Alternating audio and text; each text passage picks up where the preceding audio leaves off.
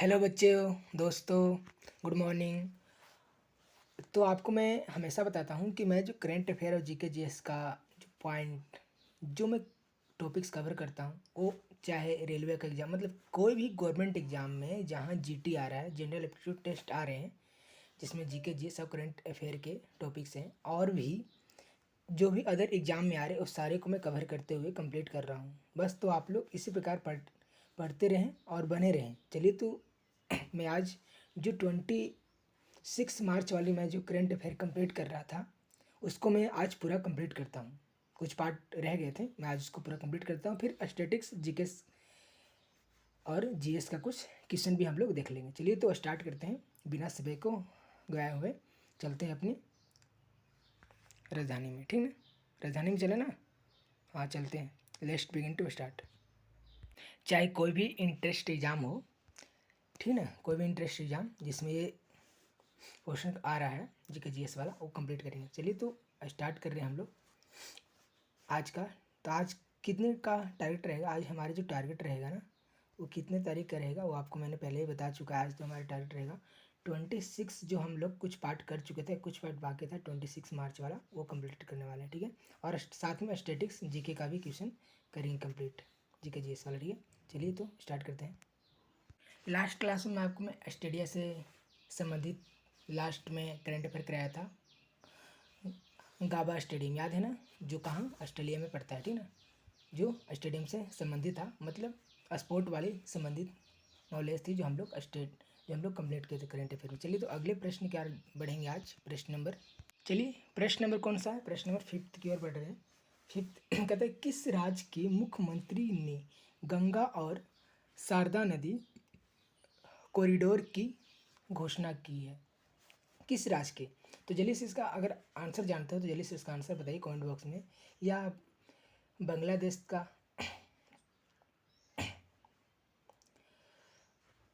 जिसको पश्चिम बंगाल कह रहे, ठीक ना, पश्चिम बंगाल में, या त्रिपुरा, उत्तराखंड या उत्तर प्रदेश, किस राज्य ने की है? जल्दी से इसका आंसर बताइएगा आप।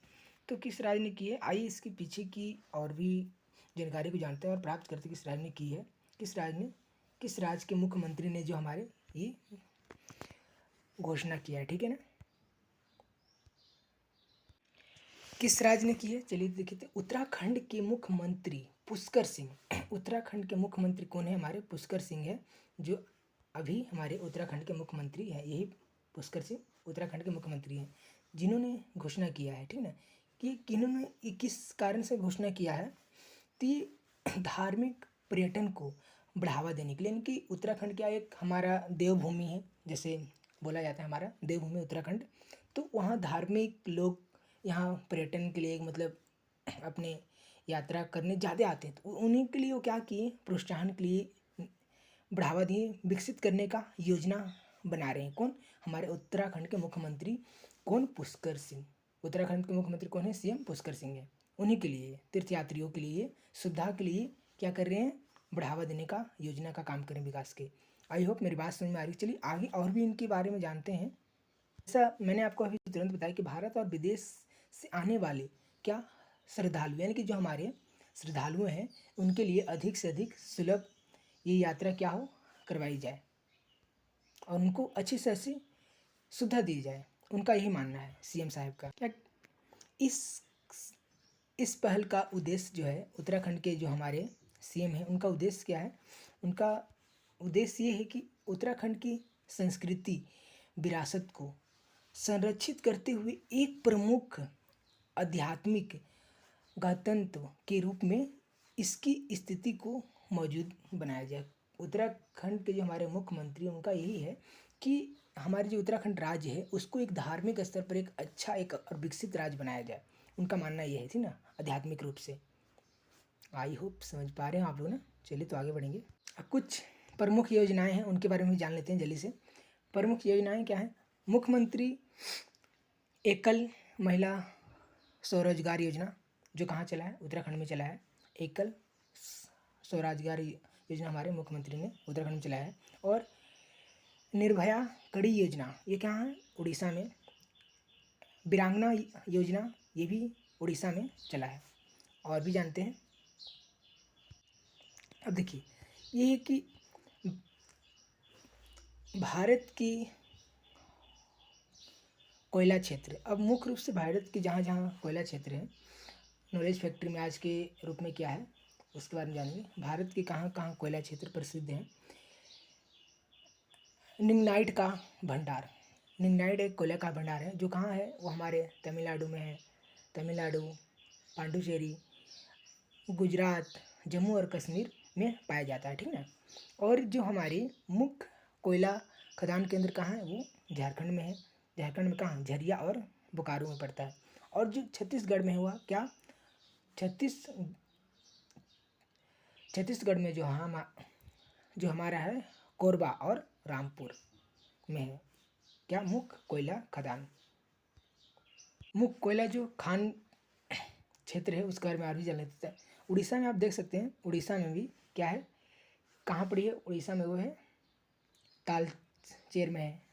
महाराष्ट्र में चंदा वर्धा में है। तेलंगाना में सिंगरेनी में है। और जो तीसरा कोयला क्षेत्र है वो हमारा क्या है, पूर्वोत्तर राज्य, पूर्वोत्तर जो राज्य है उसके साइड में कौन कौन है, तो हमारा असम में, मेघालय में, नागालैंड और अरुणाचल प्रदेश में है। गेटिंग, समझ पा रहे हो ना आप लोग। ये हमारे कोयला क्षेत्र कुछ प्रमुख क्षेत्र थे। खबर को कवर करते हुए आगे खबर को हम लोग कवर करते हैं 26 वाले मार्च के रात तक क्या क्या हुई खबर। कहते हैं विश्व में सर्वाधिक दूध उत्पादन वाला जो देश है वो कौन सा है। अगर आप लोग इसका आंसर जानते हैं तो जल्दी से कमेंट बॉक्स में आंसर दीजिएगा। क्या है, संयुक्त राज्य अमेरिका है, चीन है, भारत है, ब्राज़ील है। देश की बात की जा रही है, न कि स्टेट की बात की जा रही है। आप समझ पा रहे हो जैसे मैंने नाम भी लिया है। तो जल्दी से इसका बताइए आंसर। तो इसका देख सकते हैं आप लोग इसका आंसर। अब हम लोग देखने वाले हैं कि इसका आंसर क्या होगा। देखिए, कहता है कि भारत से लगातार, क्योंकि आप लोग जानते हैं भारत को किसानों का देश कहा जाता है। और हमारी किसानों का देश थे तो किसान भाई लोग ही क्या गाय माता को रखेंगे ज़्यादा। तो ज़्यादा हमारे भारत में 1998 से लेके लगातार दुग्ध उत्पादन प्रथम स्थान पर बना हुआ है, ठीक ना। कहाँ प्रथम स्थान पर, पहला हमारा जो भारत देश है कब से बना हुआ है आप देख सकते हैं उसको, ठीक ना।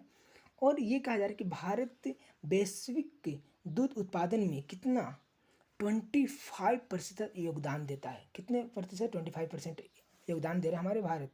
और 23 से लेकर 24, मतलब 2023 से 24 में भारत का कुल जो दूध उत्पादन है कितना प्रतिशत मिलियन है, मिलियन कितना डन चला गया, तो 239.2 मिलियन डन रहा है हमारे कब 2024 की ये आंकड़ा बताई जा रही है, इतना रह चुका है। तो इसका आंसर क्या हो जाएगा, तो इसका आंसर हो जाएगा, आंसर क्या हो जाएगा मेरे प्यारे साथियों, तो इसका आंसर हो जाएगा हमारा इंडिया, ठीक है। तो आगे और भी इसकी खबर को करते हैं हम लोग और भी। देखिए आप लोग क्या कह रहे हैं कि पिछले साल 10 साल की बात बोल जा रहा है कि पिछले 10 वर्षों में दूध उत्पादन में कितना था, अब कितना हो चुका है, तो 239 हो चुका है, 0.2 है ना, कितना मिलियन टन हो चुका है। तो अब पिछले साल में कितनी प्रतिशत वृद्धि हुई, तो 25% अभी हुई वृद्धि है ना, अभी जस्ट इस साल आप देख सकते हो। तो पिछले 10 साल में कितनी वृद्धि हुई, तो 63.56% क्या हुई, इंक्रीज हो चुकी है हमारी, किसमें, मिल्क प्रोडक्शन में, दूध के उत्पादन में इतनी वृद्धि हुई है हमारे भारत में। देश में प्रति व्यक्ति की उपलब्धता पिछले दशक में 10 साल की बात की जा रही है, कितना है, 48% बढ़ रही है। हर व्यक्ति जो जो दूध उत्पादन करता है 48 बढ़ रही है। समझ पा रहे हो ना आप लोग। देखिए कह रहा है कि भारत के बाद, अब भारत के बाद और कौन कौन देश है जो इसमें लगातार अपना योगदान देने वाले हैं, मतलब उस रेंज में रहने वाले हैं। भारत के बाद में अमेरिका आएगा, फिर चीन, पाकिस्तान और ब्राज़ील दूध उत्पादन के प्रमुख देश हैं। ये सारे याद रखिए, ठीक। जितना आपको ऑप्शन मिले वो सारे, सबसे पहले इंडिया, अमेरिका, चीन, पाकिस्तान और ब्राज़ील। उत्तर प्रदेश, राजस्थान, मध्य प्रदेश, गुजरात और पंजाब मुख्य रूप से उत्पादन हमारे क्या है, राज्य है भारत अग्रणी। कौन कौन, हमारा यूपी, राजस्थान, एमपी, गुजरात, पंजाब, ये सारे जहाँ अधिक मात्रा पर दूध का क्या उत्पादन होता है? कहते हैं कि 1917 में 1970 में ऑपरेशन फ्लड शुरू हुआ था। कब? 1970 में जब ऑपरेशन फ्लड शुरू हुआ था, जिससे भारत का दुग्ध उत्पादन में आत्मनिर्भर बना है। जब ऑपरेशन ये चला था, कौन सा? ऑपरेशन फ्लड, जिसमें आत्मनिर्भर बना है हमारे भारत। अब कहते हैं डॉक्टर वार्गिज, यही हमारे डॉक्टर वार्गिज हैं। डॉक्टर वार्गिज कुरियन को भारत में श्वेत क्रांति का जनक माना जाता है। श्वेत क्रांति क्योंकि दूध उत्पादन के रूप में इनको श्वेत क्रांति के रूप में जाना जाता है। इन्हें मिल्क मैन ऑफ इंडिया भी कहा जाता है, याद रखिएगा। मिल्क मैन ऑफ इंडिया किसे कहा जाता है? डॉक्टर वार्गिज कुरियन को मिल्क मैन ऑफ इंडिया कहा जाता है। क्यों? तो श्वेत क्रांति किससे संबंधित है? दूध उत्पादन से संबंधित है, ये भी जानिएगा, ठीक है ना। श्वेत क्रांति किसे? तो दूध उत्पादन से है। गेटिंग है ना? आगे कर बढ़ेंगे हम लोग। अगले प्रश्न को करते हैं कवर, जल्दी से बताइए इसका आंसर क्या होगा। किस देश की जो है न्यू डेवलपमेंट बैंक, किस देश की न्यू डेवलपमेंट बैंक में शामिल होने की घोषणा की गई है? किस देश में? तो बताइए, जापान है कि वियतनाम, इंडोनेशिया या पोलैंड? कौन सा ऐसा देश है जिसको एनडीबी में शामिल होने की घोषणा की दी गई है, न्यू डेवलपमेंट बैंक में? आंसर जल्दी से इसको बताइए कमेंट बॉक्स में। इस देश में शामिल होने की घोषणा की गई है, तो इंडोनेशिया को शामिल होने की घोषणा की गई है न्यू डेवलपमेंट बैंक में, ठीक ना। शामिल होने की घोषणा की गई किसमें? इंडोनेशिया को। आई होप समझ पा रहे हो आप लोग। वर्तमान में न्यू डेवलपमेंट बैंक के कितने सदस्य हैं हमारे? तो 8 हैं। अभी प्रेजेंट टाइम में न्यू डेवलपमेंट बैंक कितने सदस्य हैं? तो 8 हैं। और जब हमारा इंडोनेशिया आ जाएगा तो वह बैंक का सदस्य बनने वाला कितना होगा? 9th कंट्रीज बन जाएगा। देखिए, पहले से तो 8 है, उसके बाद फिर एनडीबी में यानी कि न्यू डेवलपमेंट बैंक में जब और में एक मेंबर जो कौन आ रहा है? इंडोनेशिया आ जाएगा, तो 9वां और रहेगा रैंक पर, ठीक ना। आगे देखिएगा क्या कह रहे हैं कि इंडोनेशिया ब्रिक्स का 10वां, हमारे जो ब्रिक्स का 10th देश है और दक्षिण पूर्वी एशिया से पहला देश है। दक्षिण पूर्वी एशिया से वो पहला देश है, बट वो ब्रिक्स से क्या है? 10th पोजीशन पे है। कि मन में ये प्रश्न जरूर खटपटा रहा होगा कि ये ब्रिक्स क्या है, BRICS क्या है, तो इसके बारे में आइए जान लेते हैं। तो ब्रिक्स की स्थापना कब हुई थी? तो 2006 में हुई थी, 2006 में। और 2010 में ये दक्षिण अफ्रीका में क्या हुआ? शामिल हो गया। दक्षिण अफ्रीका में क्या हुआ? शामिल हुआ 2010 में। और पहला ब्रिक्स शिखर सम्मेलन कब हुआ? हमारा जो 16 जून 2009 को हुआ, ठीक ना। और रूस के केतरनी वर्ग में है। रूस के कहाँ है? कौन से जगह में है वो? तेतर्न वर्ग में है, ठीक ना। रूस के तेतर्न वर्ग में। वो रूस की कौन सी जगह पे है? तो एकातेरिन वर्ग में है, ठीक ना, रूस के। ये जो हमारा ब्रिक्स का मुख्यालय कहाँ है? तो कहाँ है? संघाई में है। जो कहाँ पड़ती है? चाइना में पड़ती है संघाई। ये सदस्य में कितने? तो 10th। इसके देश के जो सदस्य हैं कितने? 10th है। कौन कौन? ब्राज़ील, रूस, भारत, चीन, दक्षिण अफ्रीका, मिस्र और इंडोनेशिया, ईरान और ये इथोपियन है, इथोपियन और ईरान, इंडोनेशिया। ये सारे हमारे कहाँ के हैं? तो ब्रिक्स के हमारे मेंबर्स हैं। गेटिंग? कहा जा रहा है कि 16वीं ब्रिक्स शिखर बैठक, जो ब्रिक्स शिखर बैठक है वो कब हुई थी? तो वो कब हुई थी? अक्टूबर 2024 में रूस के कंजान में हुई थी। रूस के कंजान में आयोजित की गई थी, ठीक ना। कब? तो हमारे 2024 में।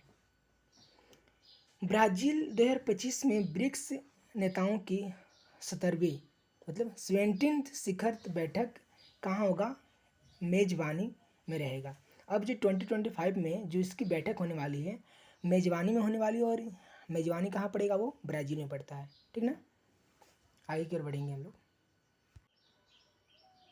तो मैं आपको ये बताना चाह रहा हूँ कि जो हमारे जो न्यू डेवलपमेंट बैंक है वो ब्रिक्स का जो कार्य है वो है क्या, ब्रिक्स का कार्य क्या है इसके बारे में जान लेते हैं। इसकी स्थापना 2015 में हुई थी। इसकी स्थापना कब हुई थी, 2015 में हुई थी। किसकी, ब्रिक्स की। अब इसका कार्य क्या है तो मैं आपको ये बता दे रहा हूँ कि जितने भी देश हैं उसमें बाजार या विकासशील कुछ काम होती है किसी भी देश में, चाहे वो इंडोनेशिया हो, चाइना हो, पाकिस्तान हो, किसी देश में, तो इसकी बैठक इसलिए बनाई गई है कि अगर उसको कोई भी काम हो रही तो स्वाभाविक सी बात है किसी भी काम को करने के लिए मनी की तो ज़रूरत पड़ेगी ही, पैसे की ज़रूरत पड़ेगी। तो अगर उस देश के पास उतनी पूंजी उत्पन्न नहीं हो पा रही, उतना पैसा उसके पास अरेंज नहीं हो, तो अगले देश से क्या कर सकता है, मदद ले सकता है। तो बैठक किसके रूप में, ऋण के रूप में वो ले सकता है, फिर जब होगा तो उसको वापस लौटाएगा। जैसे हम लोग भी ऐसे ही करते हैं, अगर हमें ज़रूरत पड़े तो अपने दोस्त से पैसे लेते हैं, फिर इसको हमारे पास होते हैं तो उसको हम वापस कर देते हैं। तो इसी के लिए हमारे ये इंटरनेशनल जो है ना ब्रिक्स के रूप में ये बनाया गया है, जिससे किसी भी देश को, किसी भी कंट्रीज को क्या कर सके, अदर कंट्री, एक दूसरे कंट्री हेल्प कर सके उसके विकास के रूप में, किसको, इकोनॉमिक्स कंडीशंस में। गेटिंग है ना। आगे कर हम लोग बढ़ेंगे। इसके जो सदस्य हैं कितने हैं, 8 हैं। कौन कौन, जैसे मैंने आपको पहले ही बता चुके इसके सदस्य कौन कौन हैं, 8 हैं। जो हमारे ब्राज़ील है, रूस है, भारत है, चीन है, दक्षिण अफ्रीका है, बांग्लादेश है, संयुक्त अरब अमीरात, मिस्र है। ये हमारे 8 देश हैं जो ये काम करती है, ठीक ना। अब उसके मुख्यालय और क्षेत्रीय कार्यालय जो है कहाँ है, सिंघाई में है। सिंघाई कहाँ पड़ता है, हमारा चाइना में पड़ता है।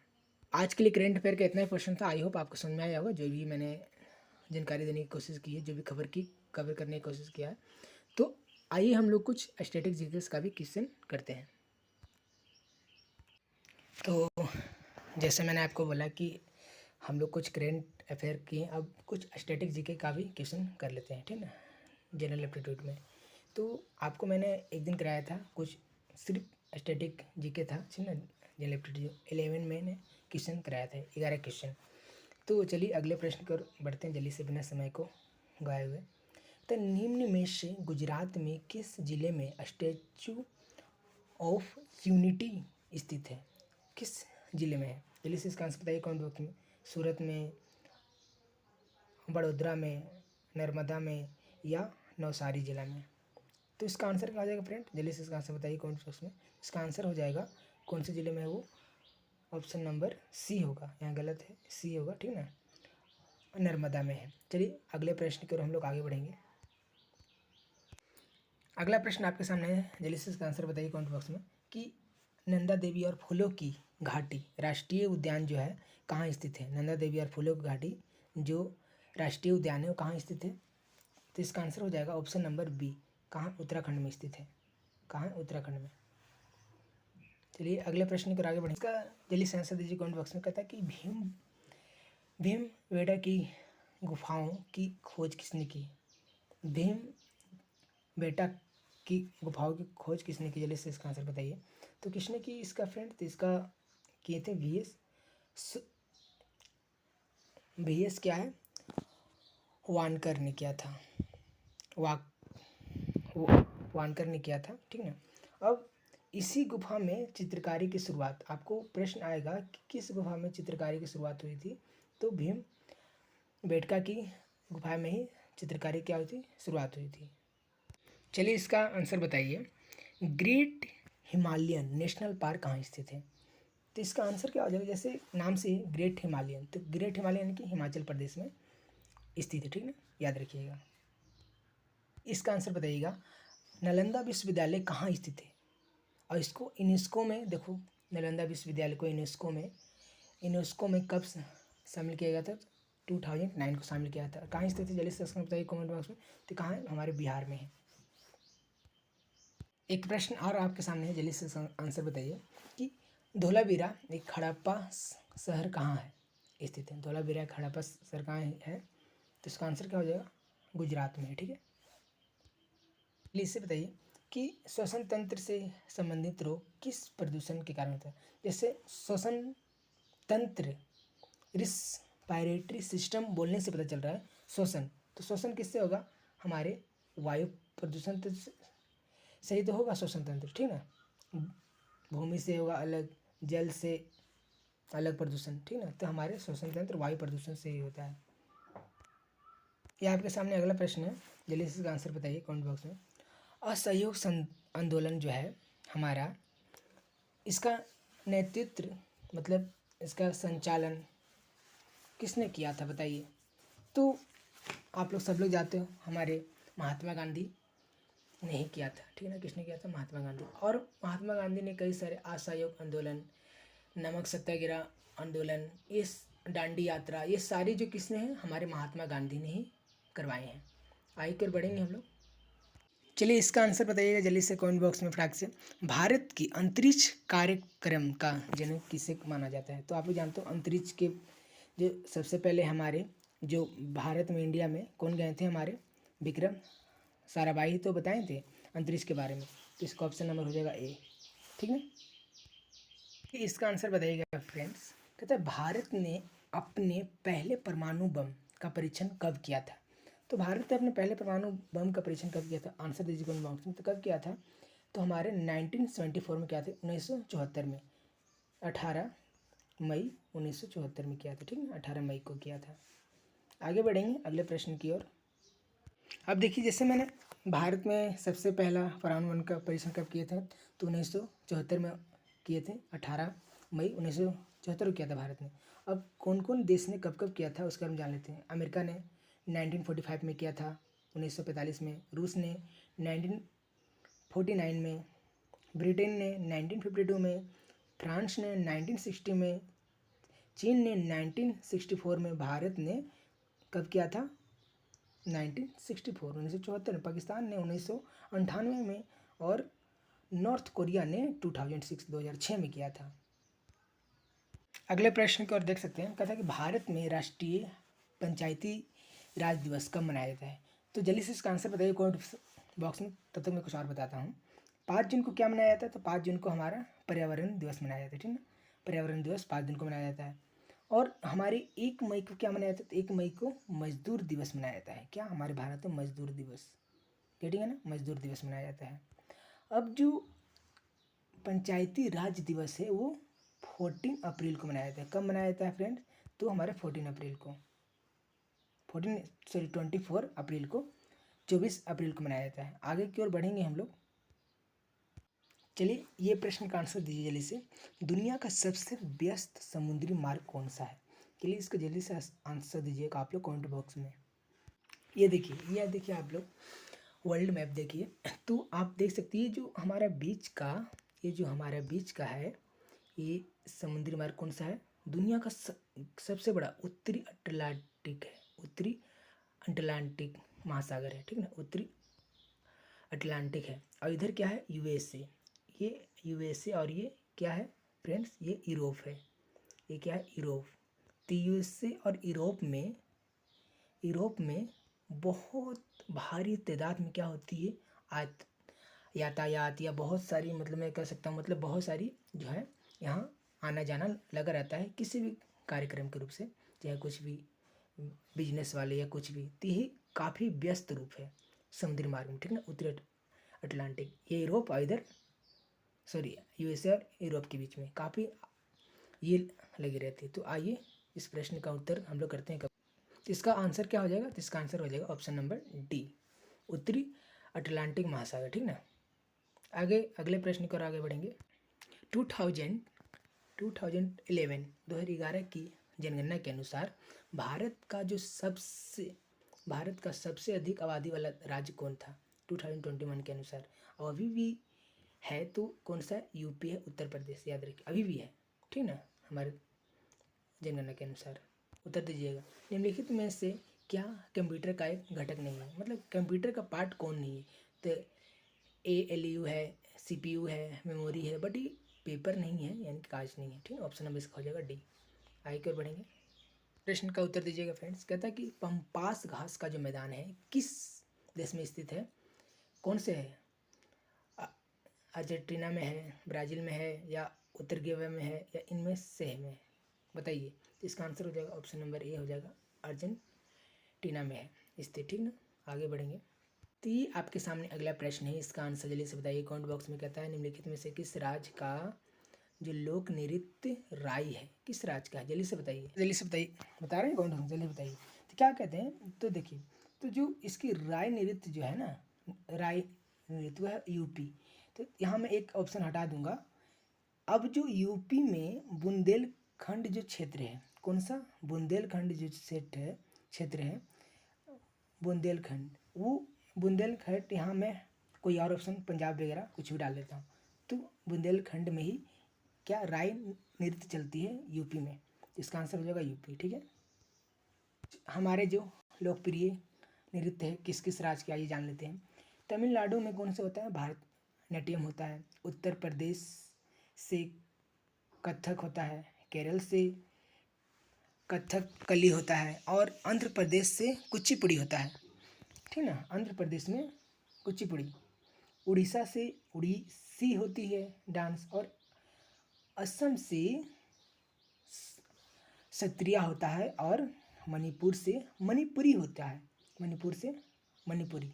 और केरल से मोहिनी अट्टम होता है, मोहिनी अट्टम। ये सारे लोकप्रिय डांस है। इंपॉर्टेंस आप इन लोगों को रिकॉल कर लीजिएगा, याद कर लीजिएगा। आगे बढ़ेंगे अगले प्रश्न की ओर। इस प्रश्न का आंसर दीजिए कमेंट बॉक्स में। कहता है मानव की जो आँख में निकट दृष्टि दोष होता है उसको क्या कहते हैं? निकट दृष्टि दोष को क्या कहते हैं? तो क्या कहते हैं फ्रेंड्स, तो इसका आंसर हो जाएगा ऑप्शन नंबर ए, क्या कहते हैं? मायोपिया कहते हैं। ठीक है, आगे की ओर बढ़ेंगे हम लोग। इसका आंसर दीजिएगा कमेंट बॉक्स में। कहता है पक्षियों के अध्ययन को क्या कहते हैं? पक्षियों के अध्ययन क्या कहते हैं? तो इसका आंसर हो जाएगा ऑप्शन नंबर डी, पक्षियों के अध्ययन को क्या कहते हैं? ऑर्निथोलॉजी कहते हैं। ठीक है, ऑर्निथोलॉजी। अब और भी कुछ लेते हैं इसके, जीव विज्ञान की कुछ हमारी जो ब्रांचेज है उसके बारे में जान लेते हैं। जैसे यूलॉजी, जो हमारे पक्षियों के अंडों के अध्ययन कहते हैं, क्या कहते हैं? यूलॉजी। अब अस्थियों के अध्ययन क्या कहते हैं? ऑर्निथोलॉजी, ऑस्टियोलॉजिस। और सर्पों के अध्ययन को सर्पेटोलॉजी।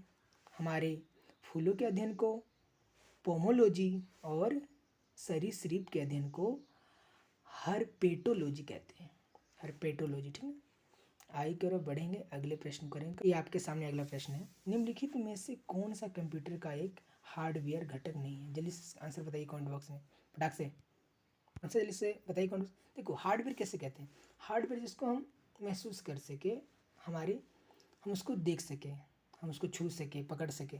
कीबोर्ड को पकड़ सकते हैं, छू सकते हैं, प्रिंटर को, माउस को, बट ये मेमोरी जो इसके अंदर रहती है उसको थोड़ी हम लोग देख सकते हैं, छू सकते हैं, है ना। इसका उत्तर दीजिएगा, आप लोग बताइएगा। कहता है कि किस प्रसिद्ध व्यक्ति को करो या मरो की जो नारा है उसके नाम से जाना जाता है? किस प्रसिद्ध व्यक्ति को? तो आप लोग जानते हो हमारे महात्मा गांधी जी ने ही करो या मरो का नारा दिया था। इंदिरा गांधी ने क्या दिया था? गरीबी हटाओ, गरीबी हटाओ। गरीबी तो नहीं हटा, बट गरीब तो हट रहे हैं। चलिए आगे बढ़ेंगे हम लोग, और भी कुछ नारे हैं उनके बारे में जानते हैं। ये देखिए, जैसे इनकलाब जिंदाबाद, ये किसने नारा दिया था? भगत सिंह ने प्रयुक्त। इनकलाब जिंदाबाद भगत सिंह ने नारा। एक बात ध्यान देने की बहुत इंपॉर्टेंस बात है, ये जो प्रयोग किया था, मतलब नारा बोला था, वो भगत सिंह ने बोला था, बट इसको लिखा किसने था?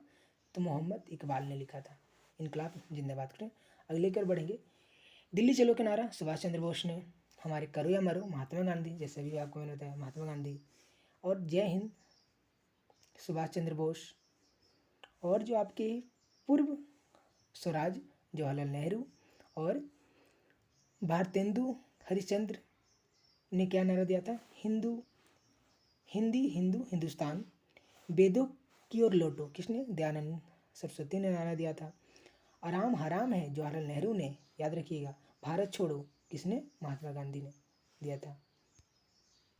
और भी कुछ इंपॉर्टेंट ये भी देख सकते हो। मंगल पांडे ने क्या दिया था? मारो फिरंगी को, मारो फिरंगी को मंगल पांडे ने बोला था, ये नारा है। और स्वयं जयते, स्वयं जयते, ये श्रीमती इंदिरा गांधी ने दिया था। जय जगत विनोबा भावे ने दिया था। साम्राज्यवाद का नाश हो, ये किसने? भगत सिंह ने। और जय जवान जय किसान हमारे लाल बहादुर शास्त्री ने दिया था नारा। आई होप आपको सारा ये चीज़ इंपॉर्टेंट से कवर कर लीजिएगा। आगे की ओर हम लोग बढ़ेंगे अगले प्रश्न की ओर। चलिए तो अगले प्रश्न का उत्तर दीजिएगा यहाँ।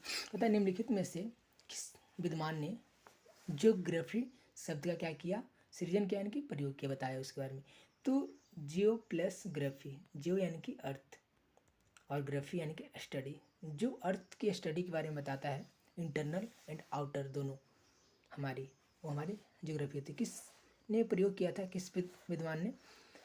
तो ये हमारे थे, ऑप्शन नंबर बी हो जाएंगी, इरेटोस्थनीज ने किया था, इरेटोस्थनीज ने। और ये हिस्ट्री शब्द का प्रयोग किसने किया था? तो ये हमारे हेरोडोटस ने किया था। हेरोडोटस क्या? हिस्ट्री शब्द का प्रयोग। ठीक है, आगे की ओर हम लोग बढ़ेंगे अगले प्रश्न की ओर। चलिए आपके सामने अगला प्रश्न है। फारसी विद्वान अलबरूनी अफगानिस्तान और भारत पर हमले के दौरान जो है किस आक्रमणकारी के साथ था? फारसी विद्वान बताइए, अलबरूनी अफगानिस्तान किस, बताइए आक्रमणकारी किस पे दौरान था, बताइएगा। तो आप इसका आंसर जानते हो ना, तो चलिए कमेंट बॉक्स में बताइए क्या हो जाएगा। मोहम्मद गजनवी के साथ था, मोहम्मद गजनवी के, याद रखिएगा।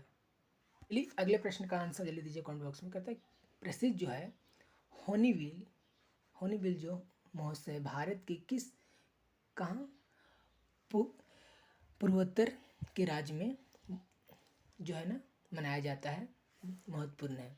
किस राज्य का महत्वपूर्ण है बताइए। तो इसका आंसर क्या हो जाएगा? नागालैंड का। ठीक है, कहाँ है? नागालैंड का है। ठीक, आइए और भी खबर को करते हैं कवर जल्दी से, फटाक से। देखिए अब कुछ उत्सव और कुछ प्रदेश में मनाए जाने वाले उसके बारे में जान लेते हैं। देखो जम्मू कश्मीर में खीर भवानी मेला बहुत प्रसिद्ध है। उड़ीसा में नुआखाई उत्सव जो है त्यौहार बहुत प्रसिद्ध है। मिजोरम में मीम कुट फेमस है। नागालैंड में मोआतुस उत्सव बहुत फेमस है। और तेलंगाना में बाथुकामा फेमस है। केरल में जो आपका है ओनम है। और उड़ीसा में धनु जत्रा है। ये सारे फेमस हमारे क्या हैं, उत्सव है जो अलग अलग प्रदेश में मनाए जाते हैं। तो आज के लिए हम लोग इतना ही रखेंगे, मिलते हैं फिर अगले दिन। बस आप लोग इसी प्रकार जितना जो मैंने बताया है कहीं कहीं मिस प्रिंट हुई होगी तो आप उसको इग्नोर करके स्टडी पे ध्यान दीजिएगा। आप उसको अच्छी तरह कवर कर लीजिएगा। फिर मिलते हैं अगले सेशन में। Take care, bye bye, happy learning.